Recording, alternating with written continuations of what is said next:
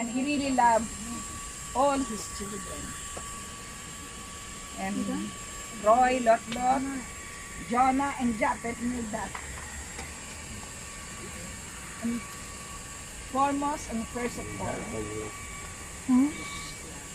he is a great husband. Till the end, kahit na alam natin na naoperahan siya, nagkasakit siya. Just imagine, day and night, ginagawa niya yung plano ng bahay bago niya ako iwan. Dahil alam niya, nararamdaman na niya eh. Sinasabi na niya. Siyempre, binabaliwala ako kasi by faith, I know that God will add more years to his life. Pero at the end of the road, God has a purpose. Sabi ni Lord sa kanya, siguro, you need to take your rest. Dahil siya ay napakasipag na ama, masipag na employee, masipag, mabait na kaibigan. Yung mga kaibigan niya na bigla ako nagsidating. Mas una pa silang umiyak kaysa sa akin. Pagkakita kay Papa, kay Kuya ninyo, kay Tito ninyo, kay Lolo ninyo. I never expected such great friends and neighbors who shed their tears over their sleeping brother, comrade. And I'm unhappy because I still did not tell it to his employer. Hindi pa nila alam yung latest employer niya. Kasi hindi ko nakita Sa Australia? sa Australia. Si Alan, kasama niya sa Saudi Arabia, sa Almaray. Dahil siyang nagdala kay Papa ninyo sa Australia. And he is really very happy. But then, our body is the temple of God. Hindi natin maiwasan na magkasakit. But then, his life is really a fulfilled one. He is a very compassionate in everybody and a very serious. And Amante, his younger brother, Amat, knew the compassion of his eldest brother on his work. And his being a civil engineer up to the end. And Brother Amat is the same like his brother. I really thank you, all of you, who knew us.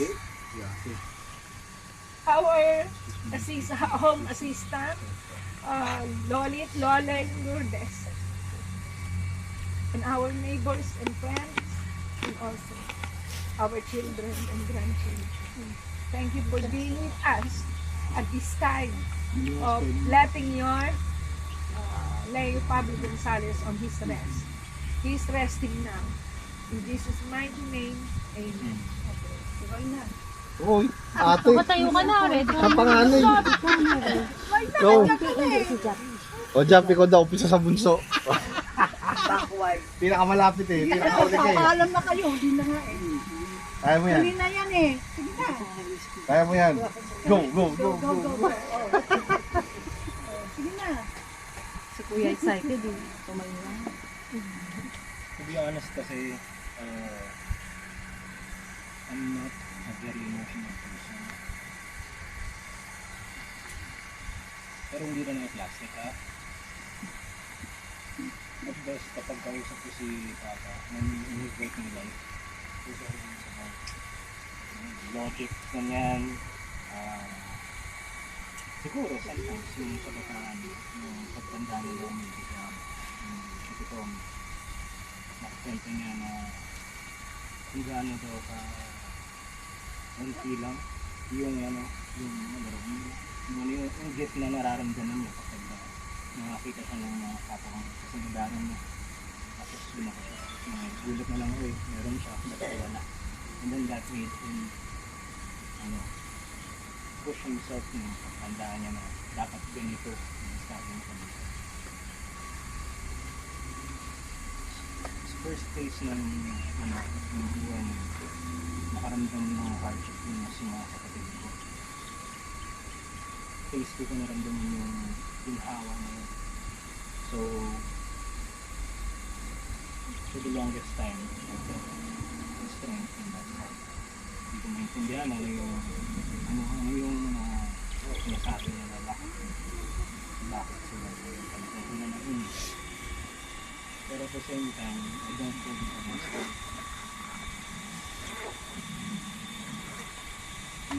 Kasi in the first place, hindi yung naisip ni Papa, hindi ko rin naisip.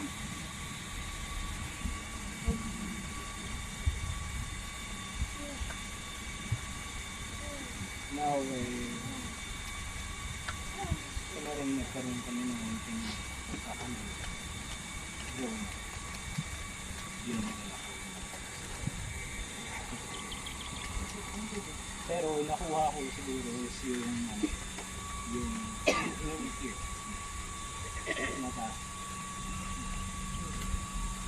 Hindi siguro kahit paano nagdala ko.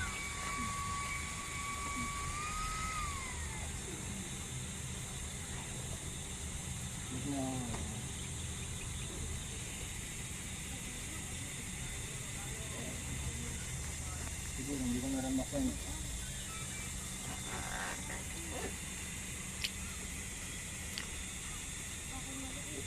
Hindi rin kasi kami naging okay nung buhay ko sa bahay nila.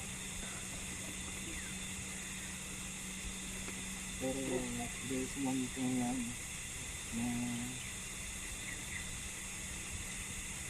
kahit saan I think nakausap ko siya was through a dream and where I was back again in Saudi Arabia. Wala ka nag-dream. I was only 6 years old in this room. And then yung tura ng dad ko was not what we didn't know today. It was more on how he was when he was 35, 38 and then tahimik lang, gabi talaga. He was driving, I was trying to talk to him pero nothing came up. Until na sinabi niya, sige tara, kababa tayo. There was this landmark ko yung kabataan ko na dinadaan kami kapatid. And from there were these cow bones patay na baka sa Becherry Coffee. Paglabas niya, nagsigarilyo pa siya. Yung sinabi niya na while looking at the carcass, he told me, tingin mo kaya dyan, naging mabuting tao. Tingin mo kaya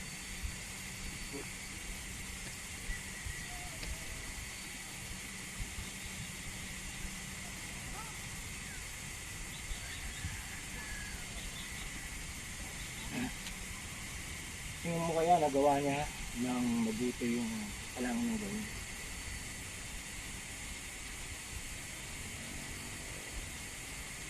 Siguro naman na ganun na salita.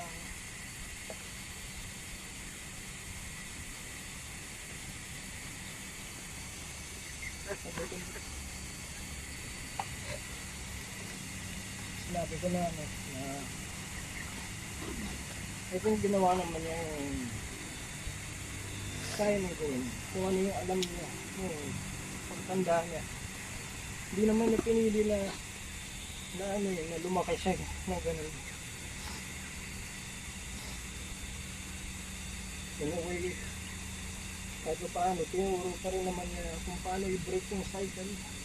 Tapos si The hardship. In a way, yung pag-unknown ko yun na yung pag-in yun na mas mataas kada paano yun pa yun nakapag-bring na dapat ganito ang ugalin mo.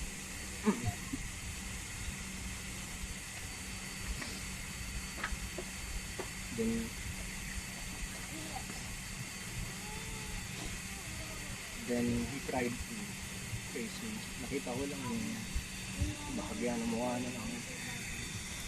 Then tinapon niya yung sigarilyo. Then sinabi na sa akin. Okay, Jeff. Nawala na ako. Nung lumakad ka, in the distance. And then slowly nag-fade away. Then pag-gising ko, nasa loob na ako ng GSM taxi. Kung saan ako, well, yung pangalawa kong trabaho. Don't get me wrong, it's just something para lang to get to know, hobby. Then pag-gising ko, madaling araw na, March 3. And then dun ko na na-receive yung message ng mama na nagka-cardiac arrest ba. Hindi ko naman alam kung anong gagawin ko. I can't leave my job. Kasi unang entrada rin ni Papa, huwag niya, by all means, huwag mong papabayaan ang trabaho mo sa stock by that. Siguro the only exception is this.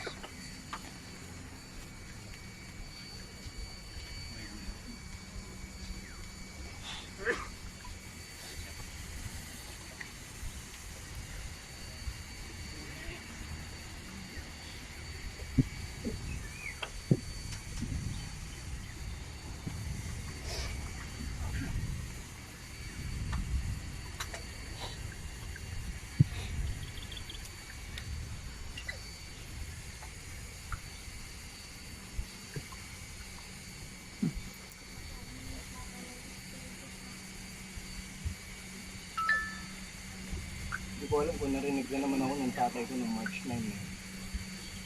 Nabi ko sa kanya na pinangako ko na lahat ng kind of weird, lahat ng gumawa ng mali sa kanya, gagawin ko ng paraan.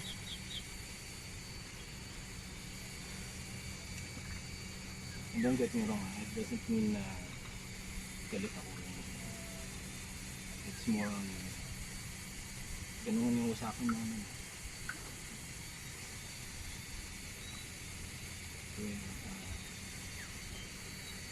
I've said goodbye naman sa family ko ng papa. So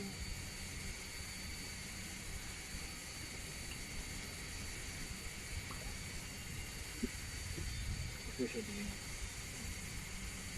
bye pa. Maybe see you on the other side.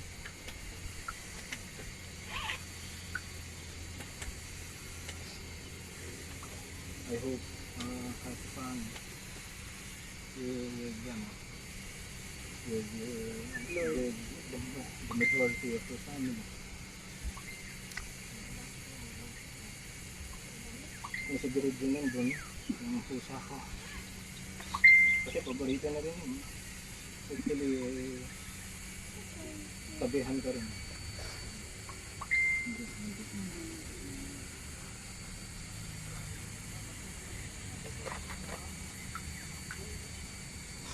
Nais ko na rin yung gitara niya.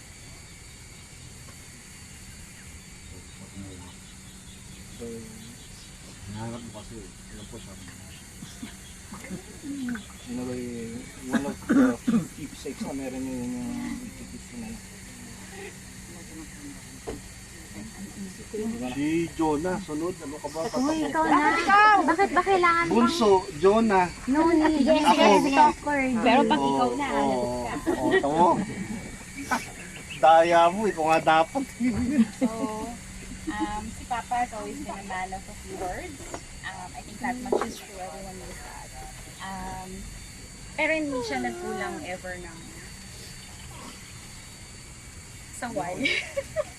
Especially sa akin. So, I will admit that. That's as much.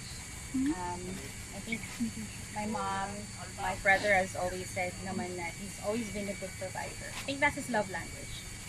Everyone in this family knows that. My dad's love language is service. I think siguro even when he was growing up, he never really learned how to communicate better. I think we all do. Wala talaga tayong manual for good parenting or at least intentional parenting. But we don't hold that against him. I think in this day and age, si Papa has always wanted us to talk to each other. I think even in his passing, kaming magkakapatid. We've had our differences, we've had mga tampuhan, but look where we are now. I think that's Correction, If mga I- tampuhan na naglalast ng years. okay. So I want to stand here and think about my dad and honor him na him passing he's brought us together. And I know naman na as a provider for the family, he would want us to, of course, take care of mama. We all will naman talaga. And protect, syempre, you can't take that from us as a family to be protected of. So, no family is ever perfect, I say that. But I would say my dad, and I told him this on his first heart surgery. It was so difficult for him to tell me his mistakes in the past. But as children, we all recognize, we all have remnants of that too. But one thing that I've always told him, and I told him then, and I always tell him now, is that he did his best. So I'd like to think when he left, he has always seen the importance of forgiveness, especially in this family. I think we'll always look back to that, and know that we all do our best. No one is any different. So, on to the next. Ayun, tama yung sinabi mo. Papa is a man of few words. Mas maraming palo. Lalo sa kanya. Alright, ito daw. Hindi, sagutin ko lang to. Ito yung mga pinagkakautahan ko. Hello? Hello? Hello? Yes? Ah? Ah? Yan?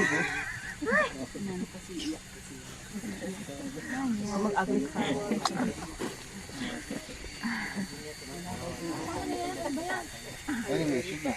Sumabalik tayo. If he's a man of few words, mas maraming palo. Yan si Papa. Lalo sa kanya. Wait lang. Mapalik na naman siya. Sa kanya lang. Hello? Hello? Mamaya na yan. Eh, hello. May langaw na tayo. Kung matawag ka, alam mo, nakasalamay ako. Mamaya ka na mangin ng utang mo. Can you turn off your phone, please? Oy! Yolo Teka, yan. alam niya yan. Ginaya ka nga niya eh. Yung mga tinatakbuhan ko. Mga fans ko yan eh. Oh, yan. So, sabi niya nga, it's a man of few words, tama, ay mas marami palo. Pag nandito siya ngayon, malamang pag nakita niya ako tumayo, sabi niya niya yan. Definitely. Sorry, hanggang sa pag ano mo, wala akong masabing matulo. Sorry naman. Hindi, actually ganyan siya. Ano ba ano ko? We don't have hindi kami ganun ka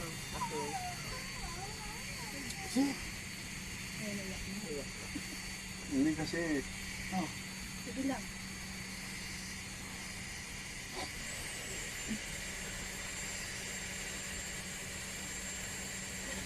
hindi ganun kalalim yung relationship namin si Papa.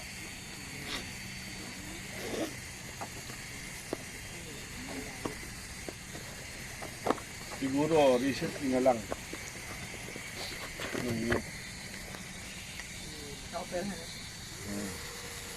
Actually yun, magic ko yun, stroke ako.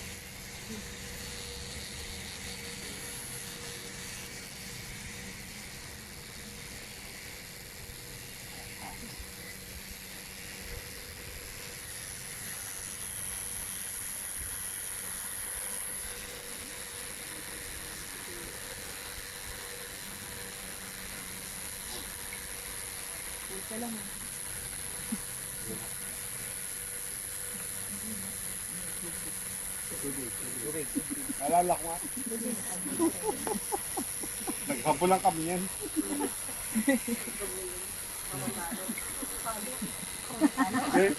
Kasi mahilig yun si Papa pag halungkat ng bag ko sa school. Nasa Saudi kami nun. Sino na? Yung Na bag ko. ako. Kasi meron akong ginagawang lalagyanan ng cassette tape sa kwarto.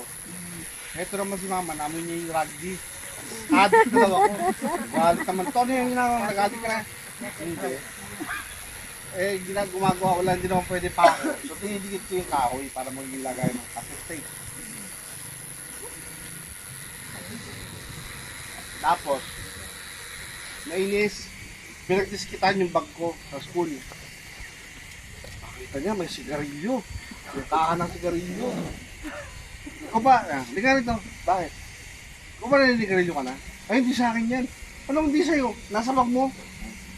Ikaw rin naman naninigarilyo ka. Talo na kami. Talo na kami. Talo na kami. O sige, sabi niya. Papayagan kita manigarilyo, ako bibili. Pero sa isang buong araw, dapat papakita mo sa akin yung kahan ng sigarilyo. Puro upos ha. Ubos to sa isang buong araw ha. Alam ko magkakapaluan na. Patapos na dilitaan niya na eh. Konti lang magsalita yan eh. Kaya nagtatasal ako, sabi ko, sana may milagro. Tama-tama galing silang panda. Dumating. Binuksan yung pinto. Parang takbo ko. Yung katabing building, alam ko yung pasikot-sikot doon. Pag akyat mo, takay mo sa taas, kanto yun eh. Makikita mo ko sa... Pag akyat kong ganun, hinahabol niya ako eh. Ito nakita ko sa papa, Saudi yun ha? Gasa na pagod. Umuwi. Pag uwi, baba na ako, diretso ako doon sa classmate ko kay Labrayan. Sinundan pala nila ako. Pinuntan ako doon kay Labrayan. Unang bungad. Narinig ko yung boses eh. Nandito si Roy, no? Sabi ni Brian, paano niyo po nalaman? Sapatos niya, oh. Galing sa kumpanya yan, eh. Company issue yan, eh. Ako nagbibigay sa kanya. Yung Caterpillar, kasi safety shoes ayaw niya sinusuot yun. So, binibigay niya sa akin. Kaya ako, style ko nun, parang Eminem na hip-hop ko. Sinusuot ko, eh. Isa yun. Sapatos niya, oh. Nag-usap sila sa kusina, ganyan. Parents ni Brian, parents ko. Sige, sana mo na lang pauwi niya sa Monday. Sabi naman ng parents ng Brian, ng classmate ko, sige, pauwi namin, so huwag na lang akong paluin. Sinabi ko eh, papaluin ako niyan, papuputoy-puit ko yan. Marami kaming ano nito, mas marami memory sa paluan. Oo, yung tawanan neto recently na lang. Kasi I make it to a point na, pag kita kami, alam ko dapat pagkatawa siya.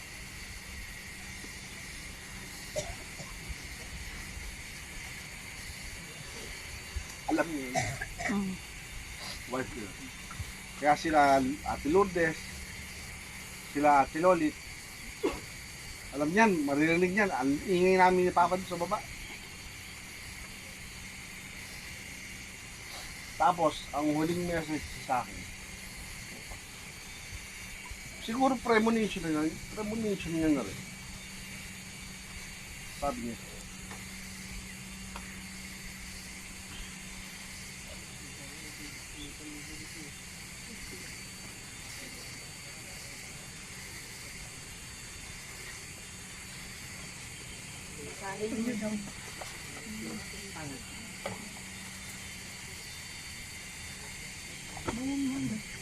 sabi niya, sabi niya, ano ba status niyo dyan sa house na stay niyo ngayon? Libre o affecting? Kasi hindi, ganun si Papa eh. Hanggang huling minute, iisipin ka na.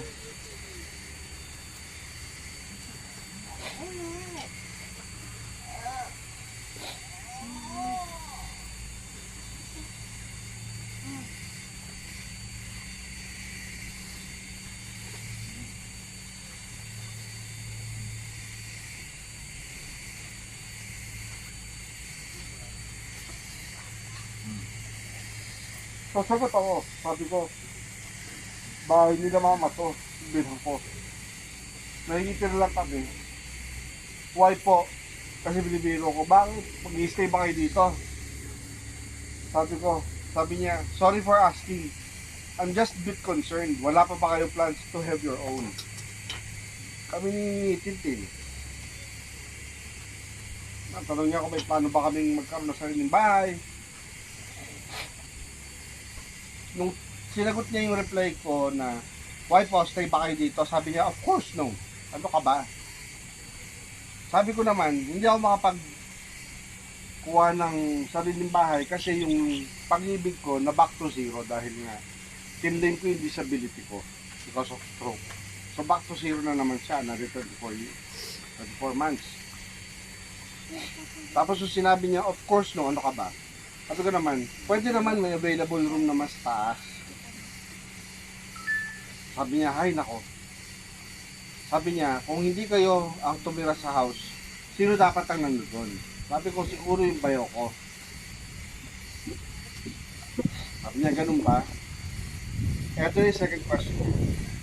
Malayo pa para sa inyo dito sa Sacred Heart Village? At ano sa palagay mo ang palagay ni Tintin? Papapalayo pa siya sa parents niya? Sabi ko, hindi naman siguro kasi mas pabor kay Tintin na may sarili kami. Sabi niya, okay, I will keep that in mind. Ito yung tumatak sa akin.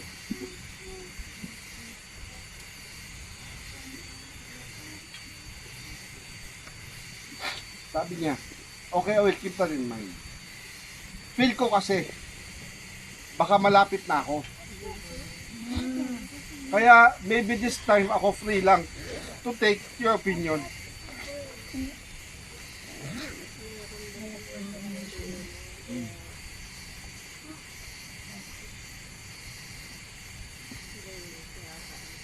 Okay, I'll keep that in mind.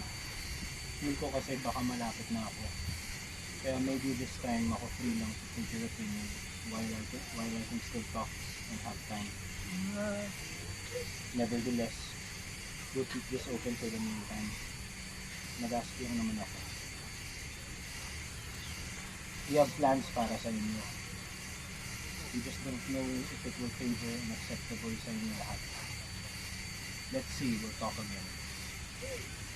Sabi pa ni Kuya, don't say that Papa, mahaba ka pa, limit. Kasi lagi ko sinasabi sa inyo, lahat ng sabi ko, lahat ng debo ng anak ko, maabutan mo. Hindi pwede, hindi.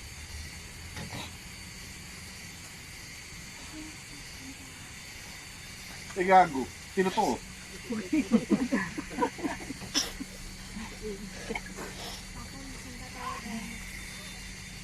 Anyways, yun lang. Dapat nagpapatawa ako, hindi ako umiyak. Kasi kilala niya ako nagpapatawa. Ever since. Siguro magkasama sila Tito Amat ngayon dun. Ay, Tito... Ay, sorry! Sorry. Tito Tommy!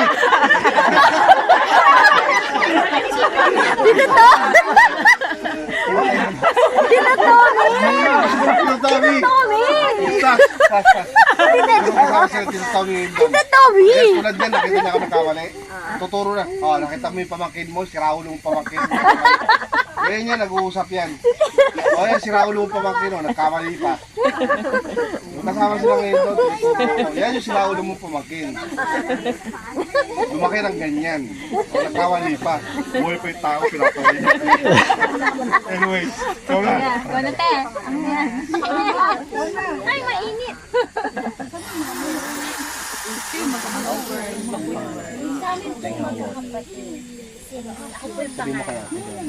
Magkakaiba po kami ng personal. Yes. Roy is the comedian. Jonah will be the the emotional one, girly. He will be the last favorite boy, something like that. But with me, sabi ni Papa before, I remember, nung baby daw po ako, nung nagtanong daw po sila ni Mama, punta sa bundok, ano daw po ako, iyakin daw po ako. Ayaw niya daw sa akin kasi iyakin daw po ako. Ayaw niya sa akin. Kasi lagi daw po ako umiiyak pag tinakad ka niya. And then, I guess in his young years, he wanted a boy as an eldest. But he got a girl. Before. But after that, I was, since he has expectations, I was trained to be the overachiever. So I was the one he wanted to be always on top. He wanted me to have to make the same decisions. He expected a lot from me. Kasi first, eldest po, and then, even with sa akin po, sa akin kasi parang, whenever I ask and he gives. He is correct. Jonah was correct. He is a good provider.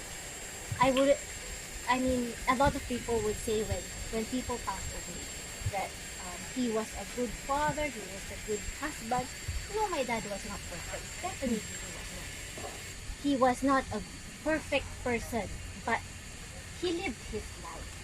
And my mom was right. He had a full life. He enjoyed his life. And he made mistakes a lot, actually. And we saw it. But we don't remember those. Because for me, I only remember like all the things that he was there for me. He provided for me. He paid for me. But he wanted me to be the strong one. He wanted me to be the one who can make the same decisions. He wanted me to be the one who is like, everyone is like emotional and everything. He wanted me to be the rock there. Still, he wanted me to be like him also in ways. Because I see myself also like him in some ways, I guess. Ayaw niya nung masyadong emotional. Naalis ko yun kasi parang chinain niya ako. Ayaw niya naman siyang iyak na iyak. Ayaw niya ganun. So, I had to be the same one. And then the temper also. I had to tone down the temper and think. So, he taught me a lot. He taught me how to be practical. He taught me how to think first before doing something. Because I made mistakes a lot also. Definitely I did. And he told me that. But it doesn't mean that you have to stay there. You put yourself back up. You gather everything, and if let's say hindi kayo pagkinawa ng mga kapatid mo, ng mama mo, ganyan. In the end, at the end, they're still your family. They're still your family. Nothing changes. It's still them. They're still your mom, still your dad, still your siblings. So, ang masasabi ko lang is he lived his life.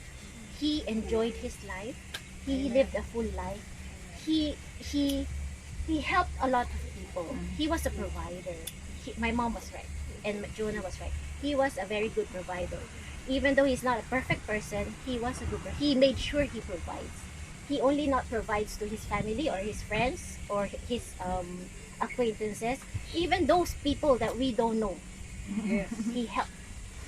Kasi ganun po siya. I don't know, maybe it's his heart, can be his heart, but at least sino po bang mga tao na just anyhow out of the blue they would help people they don't know. Yung mga hindi nila kaano-ano. Pero they help. But he helped. So I remember him to be like that. I remember him also at the end already when he was like he was sick. This was he cannot grasp already his like he knew that in the end he has still to surrender to God. So parang in the end already I saw his yung mga messages niya dun sa laptop niya na na-open niya. So, in the end, he was having like Psalms 91, he was doing this like devotional on his own.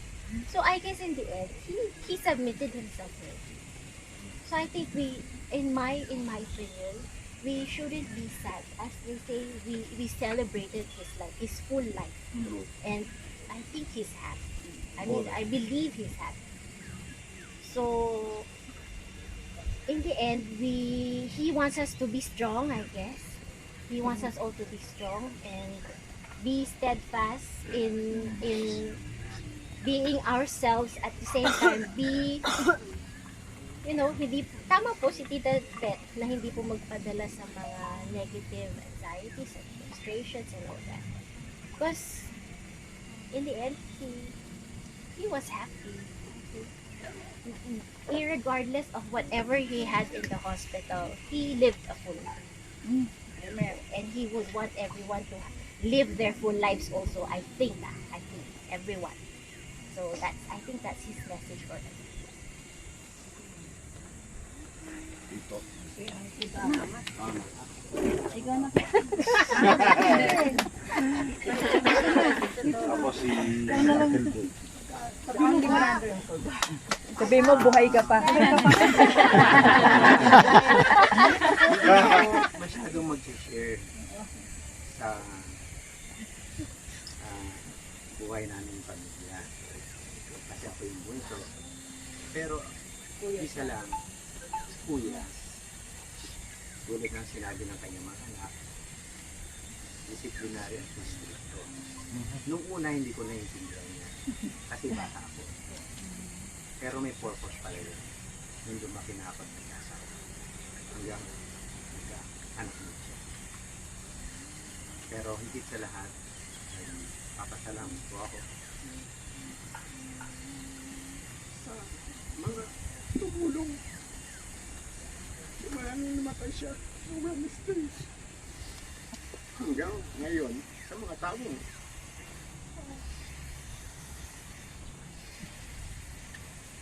dumamay at nagsakripisyo. Ganito. Salamat po. Salamat po sa inyo. At sa magsishare ko lang naman sa 2 buwan yan nag-stay sa hospital.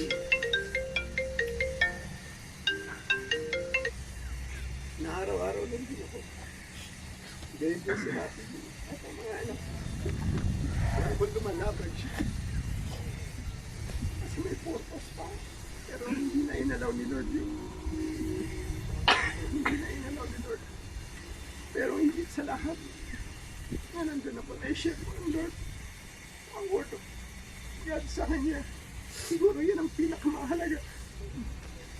Kaya ito, kuya, would no more suffer in the same faith. Rest in peace. We love you. Salamat po.